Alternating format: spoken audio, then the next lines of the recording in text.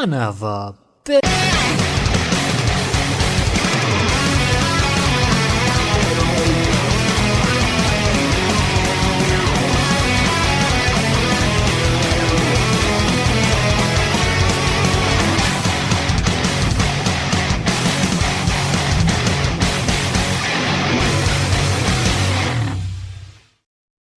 So, to start with my first humble review, I've chosen a rather obscure PC and Macintosh game called Havoc, released in 1995 by Reality Bytes.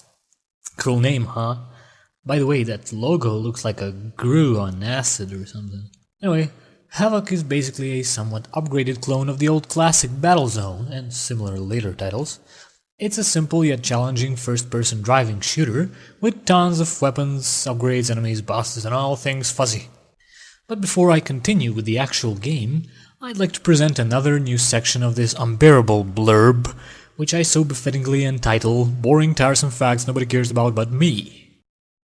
The earliest mention of Reality Bytes I've managed to dig out is connected to a somewhat unknown game for Mac called Sensory Overload, a Doom clone with a hint of some sneaking action set in a medical facility where the player is surrounded by dead bodies and terrorists. Alas, I haven't been able to find more info on this game.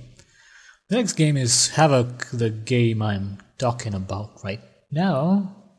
And the last one to come out of this studio is Dark Vengeance, a third-person hack-and-slash set in a fantasy world where dark magic causes an eclipse and wakes up some grouchy dark elves. Now, Havoc was made under the guidance of the almighty Microsoft. Bless them. Why Microsoft, you may ask? Well, here be the deal, matey. Havoc was very much pushed alongside the release of the new and groundbreaking OS Microsoft liked to call Chicago.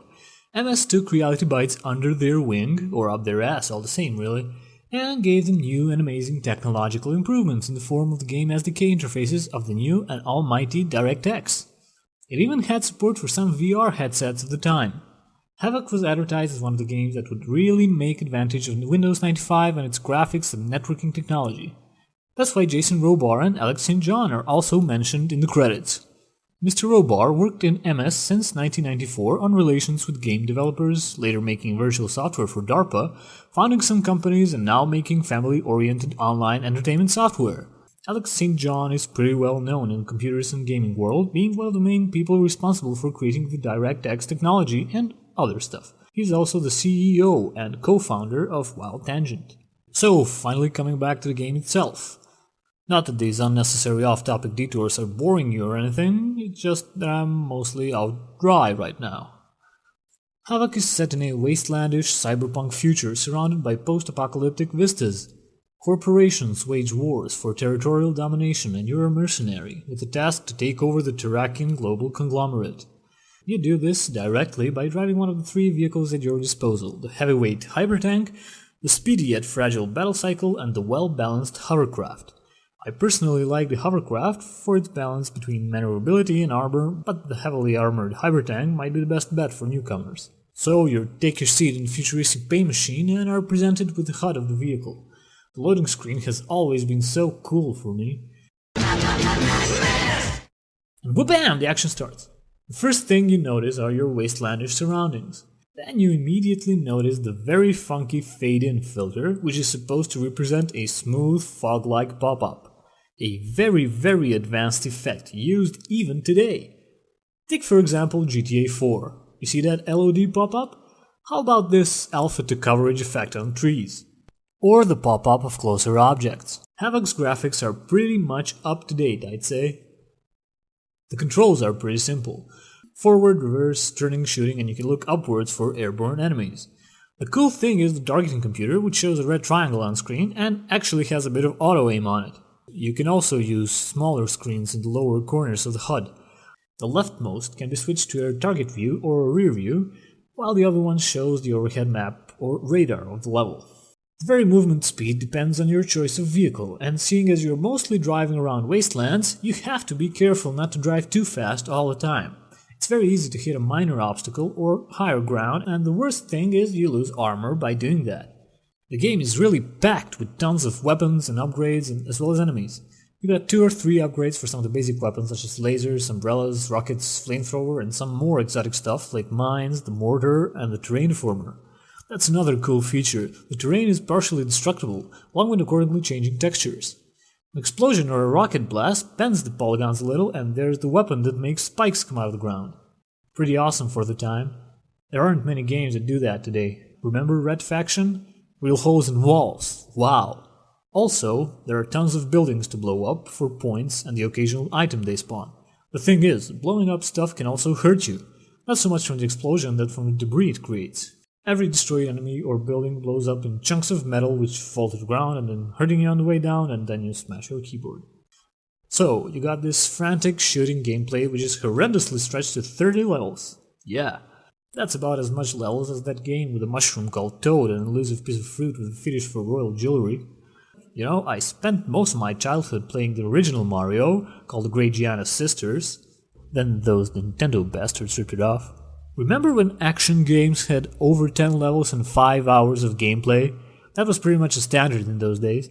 Not that I'm voting for quantity over quality, which is probably the case here, but I'm not really hot for weekend brain killers either, with no replay value whatsoever. Those are 30 levels with different environments, like wastelands, ice-capes, the Terrakian colorful yet dark and hellish world, which reminds me of the old ZX Spectrum games, nocturnal graphics with a lot of base colors, mostly yellow though.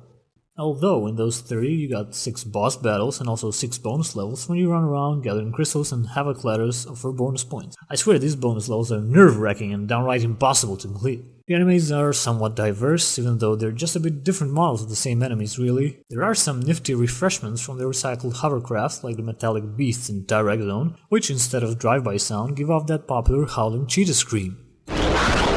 Heavy tin cans modeled after snakes, spiders, a hedgehog I presume, and a butterfly. You'll also encounter some annoying ground and wall turrets, and even though they're static, they got a pretty big detection radius. Speaking of turrets, the objective of every level is to gather 3 keys, guarded by special boss turrets, so the collected keys spawn a gate to the next level and ultimately the boss of that world. The bosses are the most interesting guys here. A large tank with EMP bombs that fuck up your targeting and radar system, a very annoying teleporting flying bastard, or more exotic stuff like the living fire in Tyrak or finding your doppelganger. It's also fun that the boss weapons get unlocked after you beat them, so there's a chance they'll pop up from a killed enemy later on. Now for me, the greatest part of this game is the music. The sounds are pretty shitty and can slowly eat your brains with repetition, but the music is awesome. That's another thing you don't see or hear these days. You get a shitload of different titles every year. Games made by hundreds of people can buy a small island with the amount of money involved, and most of these games have no memorable musical scores at all. It's just full of this generic orchestral intense crap that should create some sort of quick emotion with the player, like feeling intense during a shootout or sad when a space marine teammate dies. Would you feel sad when a teammate died in some newer game? Didn't think so. There are exceptions though, but all of these are minor musical gems in a sea of mediocre themes. You know, as far as I'm concerned, sound and music are key aspects of the gaming experience, and there's not nearly enough work spent on composing as is in graphics. I come from a history of Commodore 64 and a bit of NES gaming, and these games were packed with really awesome songs. This isn't just out of nostalgia here, I'm talking about musical scores that have defined those games, that time, and they sound amazing even today. Not to mention that these sounds are getting pretty mainstream today, which pisses me off and I want to massacre those R&B bastards for butchering the 8-bit sound and feed them to the dogs. Not to mention those things, I don't really give a fudge if you don't like techno, industrial, or electronic music altogether, or if this sounds too repetitive to you. I love it. I've also read a lot of people hate the System Shock 2 music as it somehow ruins the scary atmosphere. Yeah, right. System Shock 2 has one of the greatest game soundtracks to date. Anyway, this music is awesome. Now, this game was interesting for some other things as well. The game itself came in a pretty big and empty box with 2 discs inside. The thing is, Havoc used a networking technology that enables up to 16 players online and is cross-platform ready as well. This means that Mac and PC players could play against one another in multiplayer deathmatch, which was pretty awesome for the time. The second disc, called the friend disc I think, was put there so you could give it to your friend and play with him online instantly. So there you go. I'd say Havoc is one of the more obscure titles I've run into while browsing the web. There are no video clips of the gameplay found anywhere. Well, until now, that is. Also, getting a hold of the game is a feat by itself. I guess there are some advantages when living in an undeveloped country. There's a guy selling an original copy of the game on eBay for a whopping $70, but I have a feeling you can get a hold of it by some other means. Who knows? Havoc by Reality Bytes, ladies and gentlemen. A cool shooter that deserves a bit more attention, if only for the music. That's it for now, folks. Hopefully this video won't be taken down in the first 5 minutes because of the sheer amount of people and companies mentioned here. Fair use, fair use!